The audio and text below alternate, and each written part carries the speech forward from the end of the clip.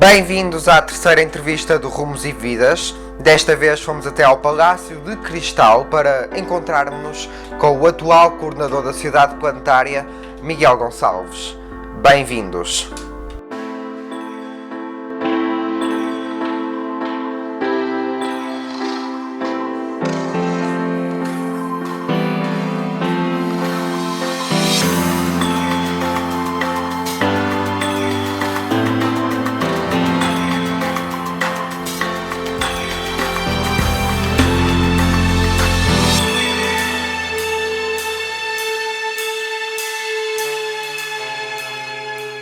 Muito obrigado por ter aceito esta entrevista aqui ao Rumos e Vidas. Miguel Gonçalves, atual coordenador da Sociedade Planetária. Estamos aqui no Palácio de Cristal. Este local tem um significado especial para si? Tem, porque está ligado à minha vida de estudante. Eu, quando vim para o Porto em 1996, depois de ter estudado e vivido 18 anos em Castelo Branco, vim viver para muito perto daqui, para a Rua Miguel Bombarda. E, portanto, fiz do Palácio de Cristal e dos jardins do Palácio de Cristal e das paisagens do Palácio de Cristal muito da minha fonte de inspiração para estudar, para namorar também. E foi aqui até a minha primeira queima das fitas, aqui no Palácio de Cristal. E, portanto, tenho sempre uma relação afetiva muito grande ao Palácio. A Praça dos Juliões também é um local especial para si, que é dos seus tempos de estudante. Sim, porque a Faculdade de Ciências que eu conheci no meu tempo eram precisamente ali, nos Leões, a atual reitoria da Universidade do Porto, apesar de eu ter aparecido na Faculdade de Ciências, quando a Faculdade de Ciências tinha vários polos e, portanto, nós andávamos sobretudo a correr de um lado para o outro. Agora, envergando pela sua área mais profissional, em que momento é que decidiu que quer seguir a astronomia? Eu diria que foi desde pequenino. Eu tenho a felicidade de ter uns pais, um dos lados da minha família que tem ligações muito fortes ao campo, ao mundo rural, e então todos os fins de semana eu costumava ir sempre para a aldeia. E, portanto, desde muito pequeno que me habituei a ver um céu completamente estrelado e um céu longe da civilização, autenticamente. E o céu à noite em locais desse tipo é altamente inspirador. E, portanto, eu acho que começou logo aí, a sementezinha começou logo aí a crescer, quando eu era muito pequeno. Depois prossegui os meus estudos, sempre na área científica, e curiosamente, isto não é graça, aconteceu mesmo assim, quando eu descobri que havia o único curso de astronomia no país, aqui no Porto, numa altura em que eu estava dentro de uma igreja, portanto foi quase uma espécie de um chamamento divino para seguir esta área. Obviamente que é uma pequena brincadeira, mas foi curiosamente dentro de uma igreja que eu estava com o livrinho do Gabinete de Acesso ao Ensino Superior, que tinha a listagem de todos os cursos, e foi lá que eu vi o curso de Astronomia aqui no Porto. O que mais lhe encanta na divulgação da astronomia? Bem, o que mais me encanta é aquilo que eu geralmente costumo muitas vezes escrever, até mesmo no meu Facebook, que é aquela frase do vivemos numa época extraordinária e depois não diga que não foi informado. Eu acho, tem para mim que nós vivemos autenticamente uma espécie de um segundo renascimento. E um segundo renascimento que, tal como aconteceu no primeiro renascimento, portanto os séculos XV e XVI, por um autêntico viveiro e um autêntico boom de novidades científicas, em que o motor foi muito a astronomia, tal como nós também vivemos agora com um boom muito forte ao nível da astronomia. Tal como no primeiro renascimento houve um meio de transmissão dessas novidades que foi a imprensa, nós temos a internet nos nossos tempos, e a astronomia é sobretudo uma ciência também muito de emoção, em que conjuga muito bem o mundo do muitíssimo pequenino com o mundo do muitíssimo grande. E além disso, eu ainda estou para tentar descobrir a primeira pessoa que me diga que ao olhar para o céu não gosta de ver o céu à noite, como é óbvio. E, portanto, muito daquilo que é feito na astronomia, na exploração espacial, é algo que também tem muito efeito também no nosso cotidiano, as pessoas às vezes não sabem isso, mas é, sobretudo, o mistério. é totalmente um mistério que se revela desde o mais pequenino, desde as escalas atómicas, abaixo das escalas atómicas, até à escala das grandes estrelas, das grandes galáxias, dos grandes aglomerados de galáxias do universo em si. E é isso que eu gosto de divulgar e de comunicar. É, digamos, uma certa extravagância. Qual é a cor do espaço?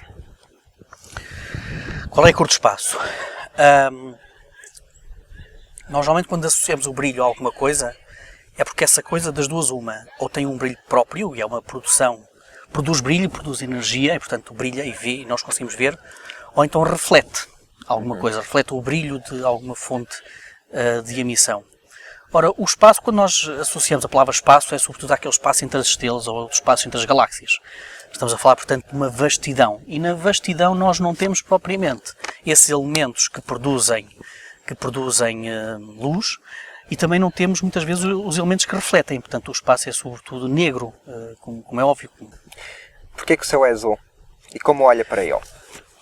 A questão do céu ser azul é uma das questões da chamada ciência popular mais interessantes e que, geralmente, cria mais confusão nas pessoas, porque existe muito aquela ideia, aquele mito popular, que o céu é azul por causa dos oceanos, porque reflete a cor dos oceanos.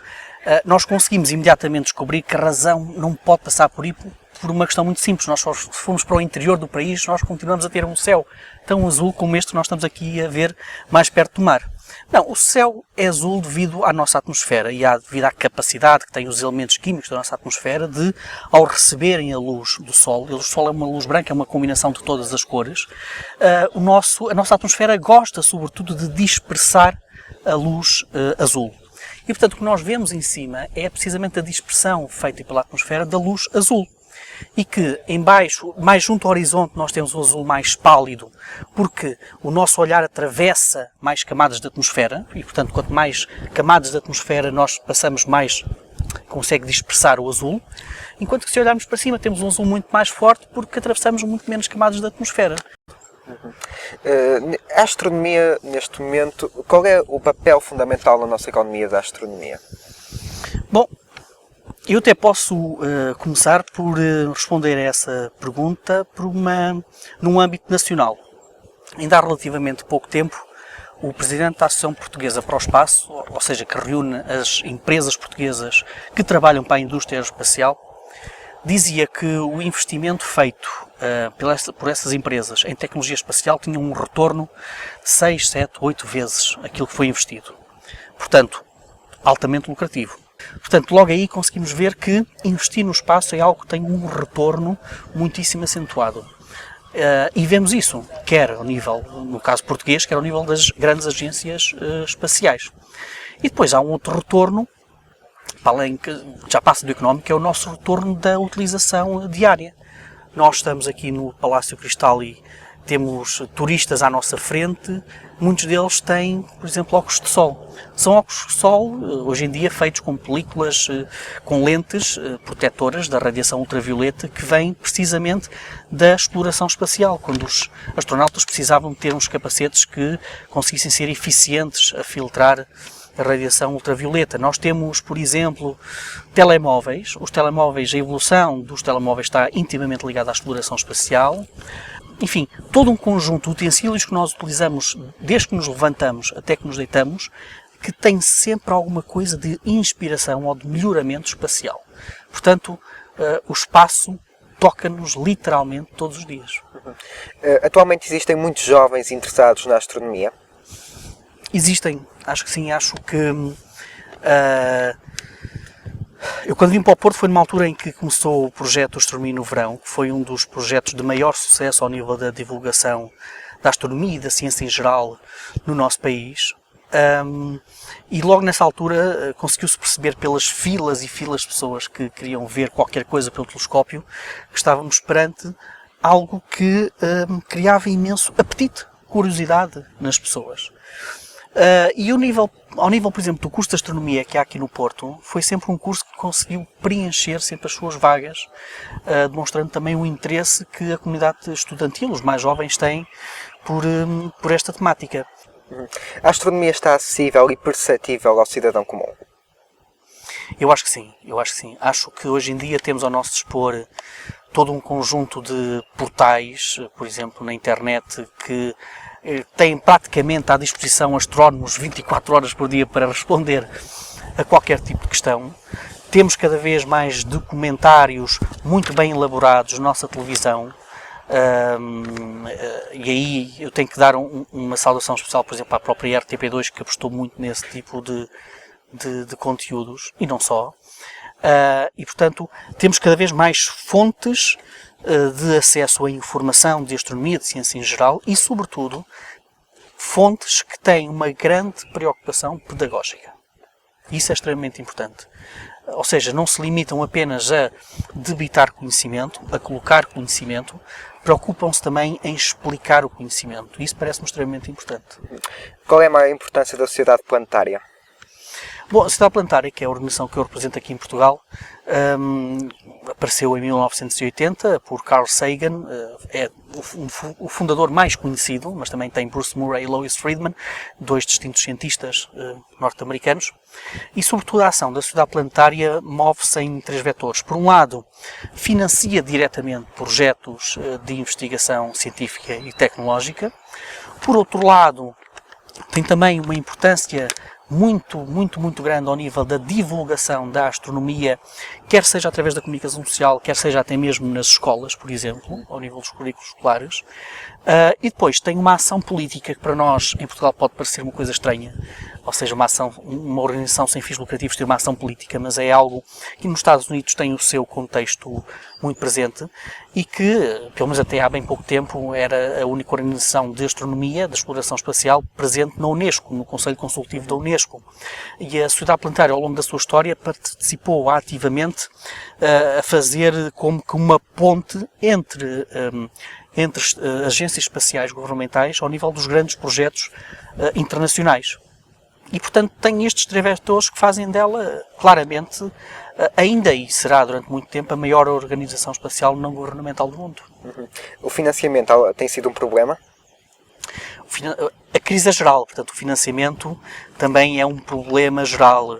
A Sociedade Planetária, tendo a sua sede nos Estados Unidos, e tendo os Estados Unidos uma mentalidade ao nível do mecenato muito mais avançado, também tem essa vantagem de trabalhar muito bem no mecenato científico, também tem muitas doações feitas por milionários e não apenas milionários, que por vezes são essenciais para que alguns projetos possam desenvolver-se. Mas é uma luta sempre permanente, e não é só nos Estados Unidos, em todo o mundo, digamos assim. Nós atravessamos uma crise que é geral, que é internacional, que atinge tudo e todos, e muitas das vezes, se calhar, é mais fácil retirar dinheiro à comunicação e à divulgação, e às vezes até mesmo ao ensino, do que propriamente tocar noutras áreas, eventualmente mais chatas, digamos assim, politicamente. O que revela também um bocado os sinais do nosso tempo. Ou seja, se calhar nós vivemos numa época em que os governos acham que não é prioritário divulgar e conhecer melhor a ciência. Obviamente que eu discordo por inteiro. Agora, falando aqui, para esclarecer algumas questões, a astronomia e a astrologia são dois ramos que se podem tocar. Eles não só se tocam, como tiveram ligados durante demasiado tempo, digo eu. Eu às vezes digo a brincar que são dois irmãos que nasceram juntos, mas que felizmente separaram-se a tempo e horas e não têm maneira de se unirem, felizmente.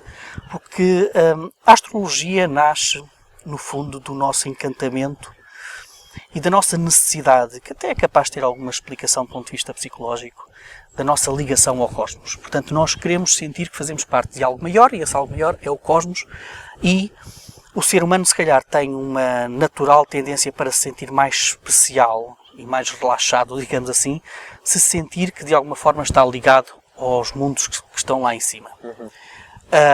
E portanto a astrologia fornece se calhar esse encantamento, que é um encantamento absolutamente artificial, que é um encantamento absolutamente erróneo e fraudulento.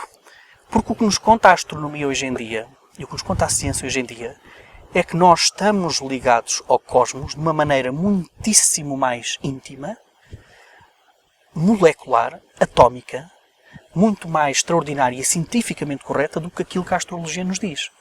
O que a ciência e a astronomia nos dizem é que, para nós estarmos aqui, foi preciso criar os átomos, foi preciso criar as moléculas, foi preciso criar os átomos desde os mais leves, do hidrogênio e o hélio, até aos mais pesados.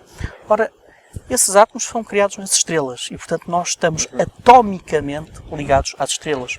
Não é por acaso que uma das frases mais conhecidas do Carl Sagan dizia que todos nós somos poeiras das estrelas, e no fundo somos. E há um físico chamado Lawrence Krauss, que há bem pouco tempo disse uma coisa que eu também concordo com ele, é talvez das coisas mais poéticas que se podem dizer, que é dizer que os átomos que fazem parte, que constituem a minha mão direita, vêm de uma estrela, e se calhar os átomos da minha mão esquerda vêm de uma estrela completamente diferente.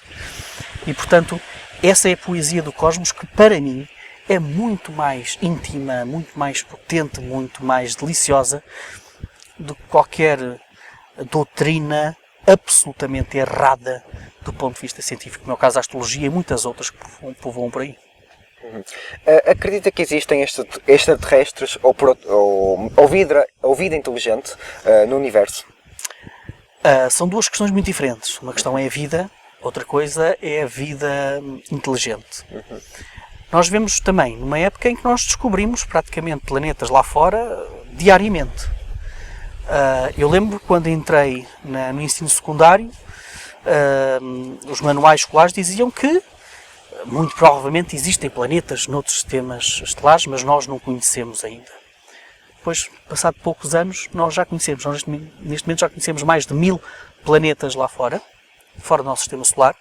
E mais interessante do que isso, nós estamos a descobrir, quase a cada dia que passa, que há outros locais no nosso sistema solar que se calhar têm condições para albergarem vida.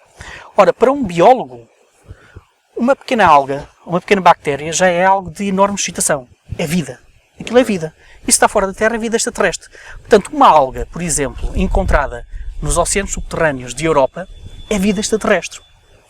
Agora, passar da vida extraterrestre, passar de uma alga para uma espécie supostamente inteligente como é a nossa, isso já é um percurso evolutivo que se dá ao longo de uma escala de tempo muitíssimo mais elevada, com uma série de variáveis, e é mais complicado chegar onde nós estamos.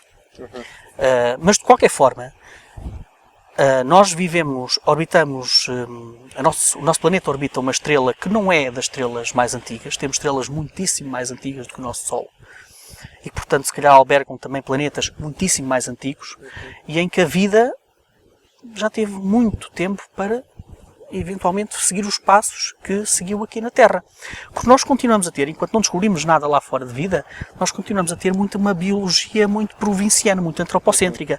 Isto não é nada pejorativo, é aquilo que nós temos, nós só conhecemos a vida aqui. E, portanto, especulamos como é que será a vida nos planetas à custa daquilo que nós sabemos que aconteceu aqui na Terra. E em relação aos planetas habitáveis, acha que num futuro próximo os seres humanos conseguirão desenvolver missões a planetas habitáveis? Bom, a questão do futuro próximo, quer dizer, se a escala for uma escala cosmológica em que o futuro cósmico é algo situado nos milhares de milhões de anos, aí talvez. Se o futuro próximo for nos próximos 50, 100 anos, duvido seriamente. Só para ter uma pequena ideia, a estrela mais próxima depois do Sol está a aproximadamente 4,3 mil milhões de anos. Se nós enviássemos neste momento uma nave para essa estrela mais próxima, à velocidade da nave mais rápida que nós conhecemos hoje, iria demorar vários milhares de anos. Quantos milhares de anos? Se calhar, mais ou menos o tempo que medeia entre o nós estarmos aqui e os primeiros Homo Cro-Magnon. E daqui a um século, como é que acha, ou pode fazer uma previsão como será o nosso cotidiano? Não consigo, porque eu desconfio que mesmo daqui a 5 anos será muito diferente daquilo que nós temos hoje. O Arthur C. Clarke, o grande Sir Arthur C. Clarke, dizia que qualquer tecnologia de qualquer civilização extraterrestre vai ser tão evoluída que nos vai parecer magia. A mim apetece-me dizer quase a mesma coisa, mas não é preciso que seja extraterrestre. A própria civilização terrestre. Quais é que são as mais recentes descobertas da astronomia? As mais recentes, as mais relevantes? Bem, todos os dias há, não é? Todos os dias há Sim. Notícias extraordinárias da astronomia, mas eu diria que os temas mais quentes, digamos assim, da astronomia neste momento e que vão marcar os próximos anos, se calhar as próximas décadas, vão continuar a ser os planetas extrasolares, os exoplanetas. Nos próximos anos vamos continuar a assistir a novos telescópios, a novas técnicas de observação deste tipo de exoplanetas que nos vai permitir quase cheirar a atmosfera desses planetas que estão muito, muito, muito longe de nós. A astrobiologia vai, obviamente, também dar cartas, porque estamos cada vez mais curiosos com o que se passa com os oceanos, os teóricos e aqueles que já sabemos certeza que existem por baixo das superfícies de algumas luas. Europa, Ganimedes, até mesmo Caronte, como surgiu há pouco tempo, que se falou há pouco tempo, teoricamente também poderá ter um oceano. Ceres, que em tempos foi considerado o maior dos asteroides, é agora um planeta anão, também sabemos que por baixo haverá talvez uma espécie de um oceano. Portanto, as descobertas aqui mesmo no nosso burgo, digamos assim, no nosso próprio sistema solar, vão ser um tópico extremamente quente. Já estamos na reta final da nossa entrevista. Um pensamento ou uma frase em que se inspire? Uma frase em que inspire. Eu olho muito para a astronomia e para a evolução da astronomia e divulgação da astronomia como algo muito relacionado com a beleza em si. E isso faz-me lembrar um diálogo que está no livro Ana Catarina, do Dostoiévski, em que há páginas tantas, lê-se que a beleza salvará o mundo. Um livro? Eu tenho vários, eu até trouxe, isso é terrível pedir livros, porque, ainda por cima, porque eu tenho um passado profissional também muito ligado aos livros, e eu não escolhi o livro, ou um livro que eu gosto mais. Eu fui à minha biblioteca e peguei em alguns que me marcaram de alguma maneira. O Freeman Dyson, Disturbing the Universe, é um livro engraçadíssimo. É talvez dos poucos livros de Freeman Dyson que ainda não estão traduzidos para português. E é um livro de um cientista que eu tenho uma particular admiração, porque o Freeman Dyson é, para além de um cientista genial, está ligado muito ao mundo da quântica, é também um sonhador genial. Ele sonhou visitar outros planetas numa nave movida a energia nuclear. E depois, porque eu acho também que é muito importante ler ficção científica, ainda por cima a ficção científica em Portugal está a atravessar por uma fase complicada, eu trago um dos livros da saga Fundação, do Isaac Asimov, que é o meu autor favorito de ficção científica.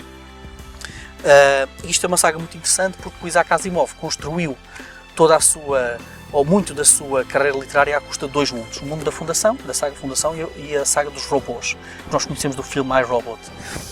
E nesta saga Fundação é muito interessante porque ele une essas duas sagas na sua carreira literária. E depois, o Carl Sagan, toda a gente conhece o Carl Sagan, o autor do Cosmos. Eu devo confessar que o livro que mais gosto dele é precisamente este, O Mundo Infestado de Demónios, em que os demónios são precisamente todo aquele tipo de conhecimentos, ou de não conhecimentos, ou de pseudo-conhecimentos, ou mesmo de fraudes, que são contra o progresso científico e democrático da humanidade. E por último, porque é para não trazer apenas autores estrangeiros, porque é um livro também que eu estou ligado de alguma maneira. Isto não é só matemática, do Alexandre Aibeu e do Pedro Aibeu. O Alexandre Aibeu tenho a sorte de o ter como amigo e é para mim claramente um dos grandes protodivulgadores da ciência em Portugal. Ele já ganhou um concurso ligado à divulgação científica. Este é um livro de iniciação à matemática, que ainda por cima tem esta vantagem de juntar matemática com banda desenhada. E, portanto, é um livro absolutamente delicioso para todas as idades. E é um dos que melhor faz divulgação científica em Portugal. Uma música? Eu não escolho uma música. Eu não posso ver uma música porque nós estaríamos aqui a estar todo dia à noite e ainda podíamos estar aqui a ver estrelas enquanto eu estava a falar de música. Eu vou antes falar de um álbum que gosto muito e que é para mim o melhor álbum do Mike Oldfield e que tem uma história engraçada. O Mike Oldfield estava a ler precisamente um livro de ficção científica, As Canções da Terra Distante, do Arthur C. Clarke, e sentiu-se de tal maneira emocionado e inspirado por aquele livro de ficção científica que decidiu fazer, no fundo, o que seria a banda sonora desse livro de ficção científica. E daí nasceu o álbum The Songs of the Distant Earth, que é para mim, e não é por ter essa componente científica, mas é para mim claramente um dos melhores álbuns do Mike Oldfield. E um passeio?